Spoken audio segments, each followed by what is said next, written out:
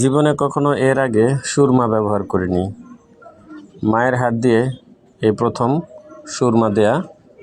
আমার মা ভালোবেসে আমাকে চোখে সুরমা দিয়ে দিচ্ছে। এটাই হচ্ছে মা সন্তানের প্রতি ভালোবাসা। আপনারা দেখতেই পাচ্ছেন, আমি শুধু বলেছিলাম যে মা, আমি তো কখনো সুরমা দিই নেই, আমাকে একটু সুরমা দিয়ে দাও। আমার মা কিন্তু অনেক অসুস্থ, অনেক, কি বলবো আপনাদেরকে, এত অসুস্থ যে আমার মায়ের এখন কোনো কিছু মনে থাকে না, স্মরণশক্তি একেবারে কমে গেছে, অনেক বয়স হয়েছে।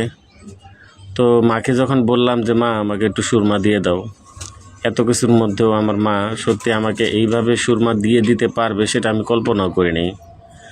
কারণ আমার মায়ের এখন কোনো কিছু মনে থাকে না, শুধু রাগ হয়ে যায়। তো সবার কাছে আমার মায়ের জন্য দোয়া চাই, আল্লাহ যেন আমার মাকে সুস্থ রাখেন, ভালো রাখেন।